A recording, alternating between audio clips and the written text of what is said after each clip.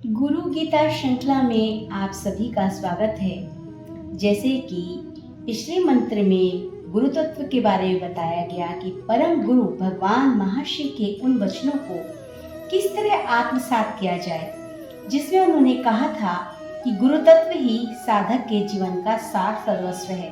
इसके अभाव में यज्ञ, व्रत, तप, दान, जप, तीर्थ अपना अर्थ खो देते हैं।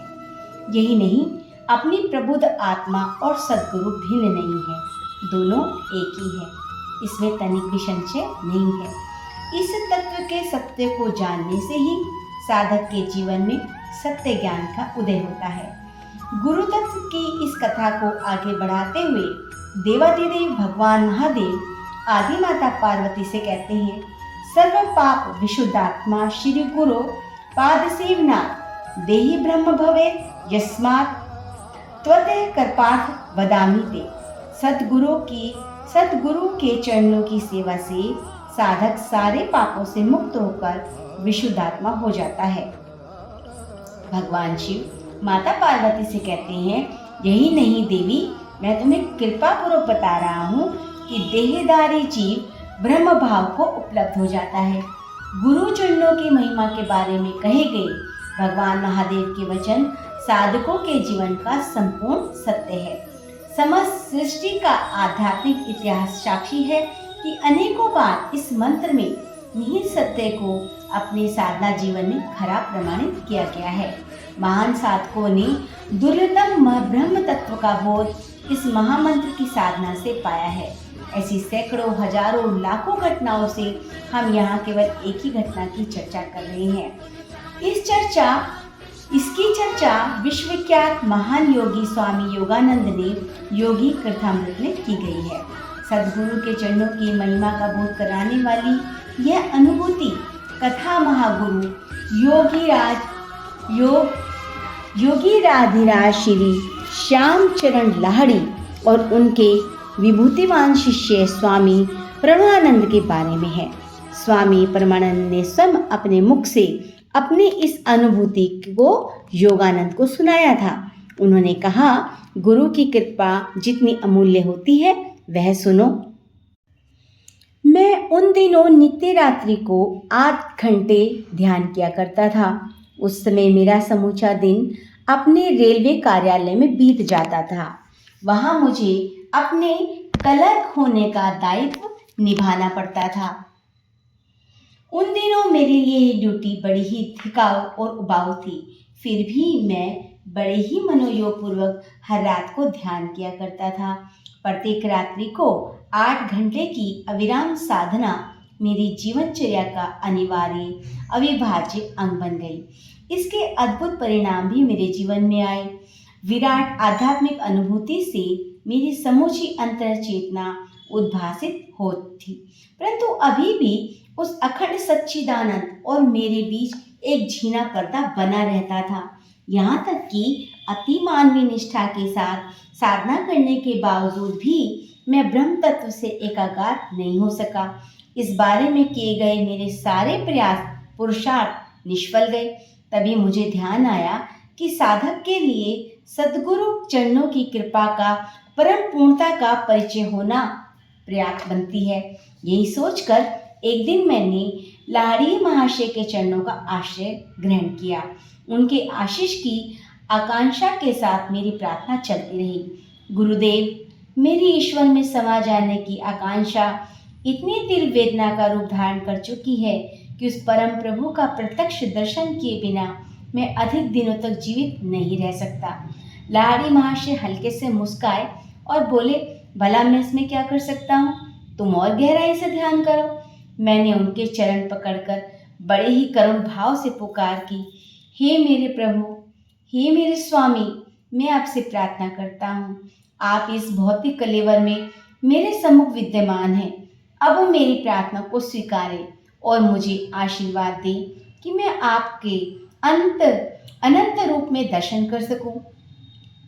प्रसन्न भाव से शिष्य वत्सल परम सद्गुरु लाहिड़ी महाशय ने अपना हाथ आशीर्वाद मुद्रा में उठाते हुए कहा, जाओ वत्स, अब तुम जाओ और ध्यान करो। मैंने तुम्हारी प्रार्थना परम पिता परमेश्वर पर ब्रह्मा तक पहुंचा दी है। अपरिमित आनंद उल्लास से भरकर मैं घर लौटा। नित्य की भांति उस रात्रि भी मैं ध्यान के लिए बैठा। बस फर्क थोड़ा सा था कि आज सद्गुरु के चरण मेरी ध्यानस्थ चेतना का केंद्र थे। वे चरण कब अनंत विराट पर ब्रह्मा बन गए पता ही नहीं चला। बस उसी रात मैंने जीवन की चिर प्रतीक्षित परम सिद्धि प्राप्त कर ली। उस दिन से माया का कोई भी पर्दा उस परमानंद जगत सृष्टा की छवि को मेरे नेत्रों से ओझल नहीं कर सका है। यह कहते हुए स्वामी प्रणवानंद का मुखमंडल प्रसन्नता से दमक उठा। स्वामी योगानंद लिखते हैं कि गुरु महिमा की यह कथा सुनकर मेरा भय भी नष्ट हो गया। योगानंद द्वारा कही गई यह योग कथा गुरु चरणों की महिमा को प्रकट करती है। गुरु चरण ही अपने तात्विक रूप में परब्रह्म का स्वरूप है, लेकिन इसे जाना और समझा तभी जा सकता है जब साधक अपनी गुरु भक्ति की साधना के शिखर पर आरूढ़ हो गया है। एक संत कवि ने इस तथ्य को एक पंक्ति में कहने की कोशिश की है। श्री गुरु चरणों में नहीं साधन और सिद्धि है ये, अर्थात गुरु चरणों में अनुराग साधना भी और सिद्धि भी।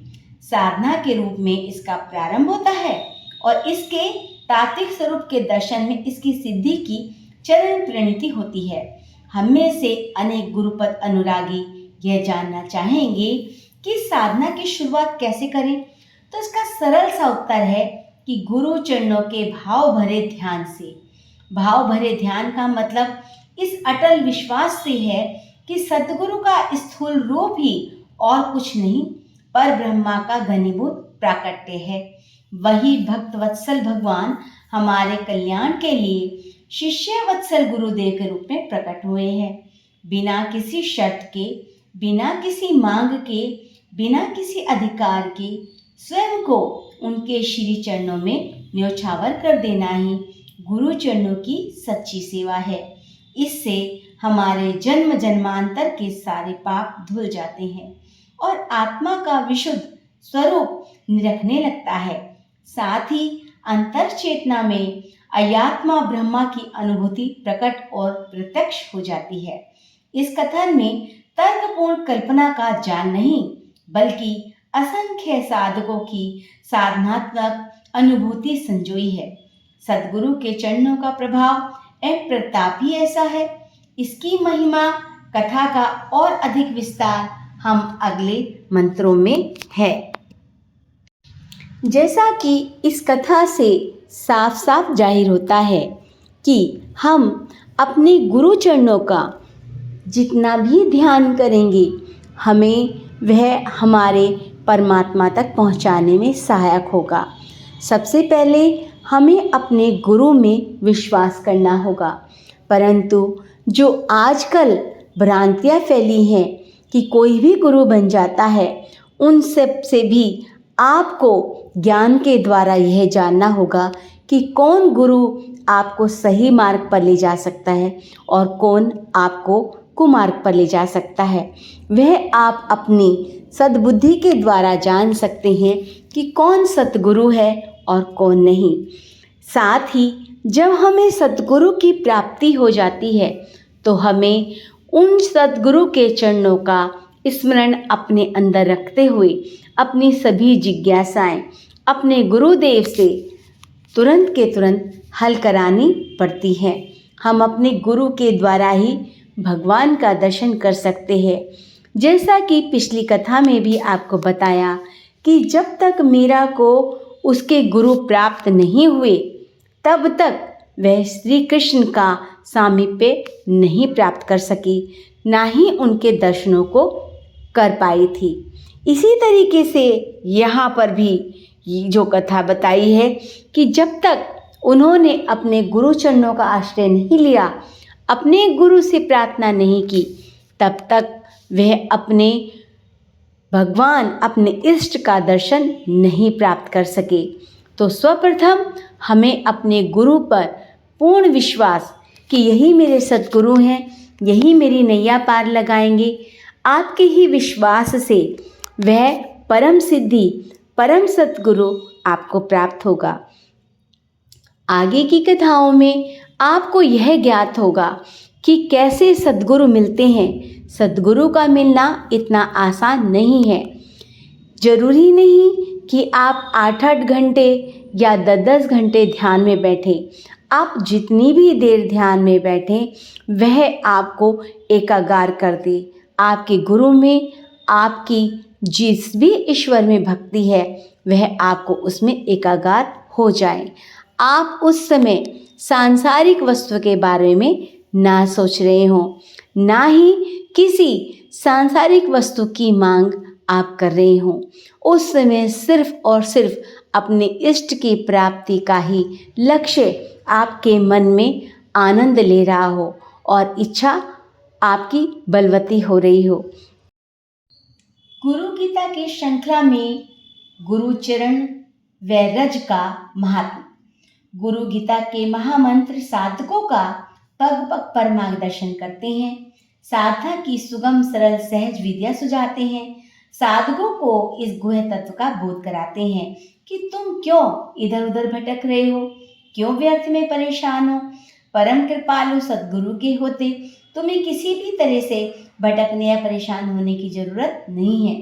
सद्गुरु के प्रति भाव भरा समर्पण सभी भाव रोगों की अचूक दवा है। समस्याएं भौतिक हो या आध्यात्मिक, लौकिक हो या अलौकिक, गुरु चरणों में सभी के सारे समाधान समाये हैं। पिछले मंत्रों में गुरु चरणों की इसी महिमा की चर्चा की गई है। गुरु चरणों की कृपा से गुरु भक्त साधक को साधना का परम प्राप्त अनायास से सुलभ हो जाता है। गुरु चरण सेवा से जीव अयात्म ब्रह्मा के दुर्लभ बोध को सुगमता से पा लेता है। गुरु भक्ति की इसी भाव कथा को आगे बढ़ाते हुए देवों के भी परम देव भगवान सदाशिव आदि माता पार्वती से कहते हैं, गुरु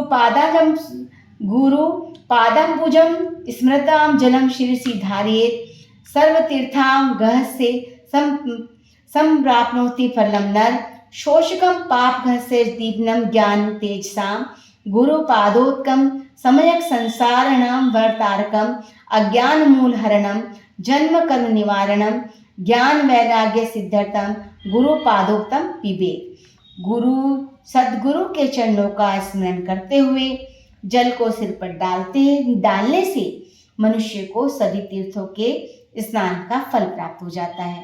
श्री गुरु चरणों का जल पाप पंख को सुखाने वाला और ज्ञान तेज के दीपक को प्रकाशित करने वाला है। गुरु चरण जल की महिमा से मनुष्य ठीक तरह से संसार सागर को प्राप्त हो जाता है। गुरु चरणों का जल पीने से अंतर्भूमि में गहराई से जमा हुआ अज्ञान का महावृक्ष जड़ से उखड़ जाता है। जन्म कर्म के बंधन का निवारण होता है। गुरु पादोदक के पान से साधक को ज्ञान वैराग्य की सहज सिद्धि होती है। भगवान भोलेनाथ के मुख से उच्चरित ये महामंत्र गहरे और गहन भाव से भरे हैं। इसका श्रवण और पठन संभव है। सामान्य जनों को कुछ अतिशयोक्ति जैसा लगे, किंतु जो साधक इस पर मनन और निशिध्यासन करेंगे उन्हें इन महामंत्रों से सत्य और ऋतु के प्रकाश किरणें फूटती अनुभव होंगी। इस अनुभूति के क्षणों में उन्हें ऐसा लगेगा कि जो कुछ इस मंत्रों में है वह तो मात्र संकेत है, यथार्थ तो कहीं और भी अधिक विस्तृत और विराट है। इससे सुस्पष्ट रीति से समझाने के लिए इन पंक्तियों में एक गुरु भक्त साधक की अनुभूति कथा प्रस्तुत की जा रही है। यह अनुभूति कथा संपूर्णतया सत्य है। यह सत्य घटना श्री अरविंद आश्रम पांडिचेरी के श्रेष्ठ साधक गंगाधरण के बारे में है। अभी कुछ वर्षों से वह पार्थिव देह को छोड़कर अपने सद्गुरु के चरणों में विलीन हुए। बातचीत के क्रम में उन्होंने अपने साधना में जीवन का रहस्य बताते हुए कहा कि श्रेष्ठ सुगम किंतु सर्वाधिक फलदायी एवं परम प्रभावोत्पादक साधना अपने सद्गुरु के चरणों का चिंतन और ध्यान है। उन्होंने बताया कि जब मैं पांडिचेरी आश्रम महर्षि अरविंद के पास आया, उस समय मेरी उम्र मात्र 17 साल थी। पढ़ा लिखा कुछ खास नहीं था, सामान्य सी तमिल बोल पाता था। जिस समय वे अपना अनुभव बता रहे थे, उस समय उनकी आयु लगभग 87 साल की थी। तो अपने जीवन के बारे में उन्होंने कहा। श्री अरविंद जी से पहली बार मिलने पर उन्हें पूछा, तुम यहाँ क्यों आए हो और क्या चाहते हो? इस सवाल के जवाब में मैंने कहा, प्रभु मैं नहीं जानता मैं क्यों आया हूँ, नहीं मालूम मेरी चाहत क्या है। वैसे तो मैं काफ़ी गरीब हूँ, पर मैं इतना कह सकता हूँ कि मैं यहाँ केवल रोटी खाने तो नहीं आया। इस सरल उत्तर पर श्री अरविंद बहुत प्रसन्न हुए। उन्होंने माताजी से कहा, यह लड़का अपने योग के लिए तैयार है। इसके बाद गंगाधरण जी को आश्रम के कामों में लगा दिया। नाली साफ करना, गौशाला की सफाई करना जैसे साधारण काम उन्हें करने पड़ते थे। विगत यादों को कुरेदते हुए गंगाधरण जी ने बताया कि मुझे दिए हुए काम तो अति साधारण थे, पर मैं श्री अरविंद के चरणों का चिंतन करते हुए भक्ति के साथ करता था। काम के प्रति मेरा यही भाव था कि मैं आश्रम के साधारण काम नहीं, बल्कि अपने सद्गुरु की व्यक्तिगत सेवा कर रहा हूँ। दिन महीने बीते, साल बीते। एक बार जन्म दिवस के अवसर पर माताजी से मिलना हुआ। प्रेम पूर्वक आशीर्वाद देते हुए माताजी ने पूछा, बोल तुझे जन्मदिन के अवसर पर क्या चाहिए? उत्तर में मैंने विनम्रता से कहा, माँ यदि आप कुछ देना चाहती हैं तो मुझे आप अपनी और श्री अरविंद की चरण रज एवं आप दोनों का चरण जल दे दीजिए। इस भक्तिपूर्वक आग्रह को माताजी ने स्वीकार कर लिया। फिर तो हर वर्ष जन्मदिन के अवसर पर यह क्रम बन गया। बाद में चरण रज को सामान्य धूली में मिलाकर और चरण जल को गंगा जल में मिलाकर रखने की मेरी आदत बन गई। बीतते वर्षों के साथ श्री अरविंद जी ने शरीर छोड़ दिया, माताजी भी नहीं रही, परंतु जिस किसी तरह मेरे पास उनकी चरण रज व जल बनी रही। गंगाधरण जी ने बताया कि अपनी पूजा की चौकी पर मैं उन दोनों दुर्लभ वस्तुओं को रखता था। इन्हीं के पास पूजा वेदी पर श्री अरविंद जी के दोनों महाग्रंथ लाइफ डिवाइन एवं सावित्री भी सजा कर रखे थे। श्री अरविंद एवं माँ के महानिर्वाण के बाद इन दिव्य वस्तुओं की पूजा मेरे जीवन का आधार बन गई। पढ़ा लिखा न होने के कारण और करता भी क्या, लाइफ डिवाइन एवं सावित्री को समझ सकने लायक बुद्धि तो मेरी नहीं थी।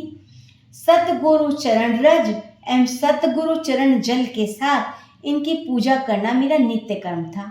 साथ ही आश्रम के कामों को भी गुरु भक्ति समझकर करता था। एक दिन अपने सतगुरु के बारे में सोचते हुए गंगाधरण जी का हृदय भर आया। वह सोचने लगे, 17 साल की आयु में आए थे, 80 से ज़्यादा साल की उम्र होने जा रही है, परंतु अभी तक कोई विशेष अनुभूति नहीं हुई। यही सोचकर वह पूजा स्थली पर गुरु चरण रज व चरण की पूजा करते प्रार्थना करने लगे। हे अंतर्यामी गुरुदेव, हे जगन माता, मैं तो आपका अज्ञानी बालक हूँ, पढ़ना लिखना भी ढंग से नहीं जानता। जो आपने अपना दिव्य ज्ञान लिखा है उसे तो मैं पढ़ भी नहीं सकता।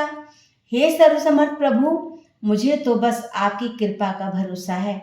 उनकी यह भाव भरी प्रार्थना अनवरत चलती रही और आंखों से आंसू झरते रहे। पता नहीं कितनी देर तक यह क्रम चला। उन्हें होश आया तो तब आया जब स्वयं श्री अरविंद एवं माता जी अपने अति मानसिक शरीर से उनके पास आए। अति मानसिक प्रकाश से उनका कण कण भर गया। श्री अरविंद ने कृपा करके उन्हें अति मानसिक जगत की दिव्य अनुभूतियां प्रदान की। अपने इस संस्मरण का उपसंहार करते हुए गंगाधर ने कहा, मुझे तो सब कुछ गुरु चरणों की रज एवं जल ने दे दिया। यह सत्य कथा हमारे आपके जीवन की भी सत्य कथा बन सकती है। सतगुरु चरणों की महिमा है ही कुछ ऐसी। तो आप भी अगर सतगुरु के चरणों में अपना सर्वस्व समर्पित कर देंगे, अपना मन, अपना तन, अपनी कोई सांसारिक जो भी आपकी इच्छाएं हैं, आपके कोई हारी बीमारी है, वह सब कुछ अपने सतगुरु के चरणों में समर्पित कर देंगे तो वह दिन दूर नहीं जब आपको अपने सतगुरु का सामीप्य प्राप्त होगा और अपने सतगुरु के वजह से ही आप अपने इष्ट की प्राप्ति कर पाएंगे। ऐसी ही महिमा है श्री सतगुरु चरण रज और श्री सतगुरु चरण के जल की। आप सभी अपने सतगुरु को अगर प्राप्त करना चाहते हैं तो उनसे भाव विभोर होकर अपनी समस्या को कहें। आप जब जो बात किसी से नहीं कह सकते, वह अपने सतगुरु के सामने दिया जलाकर, नीचे बड़ा कपड़ा बिछाकर, उस पर पालथी मारकर, भाव विभोर होकर अपने अंतर मन से जब आप अपने सतगुरु के सामने अपने मन की तन की जो भी कुछ बात कहेंगे तो आपके सतगुरु अवश्य ही आपकी बातों को सुनेंगे।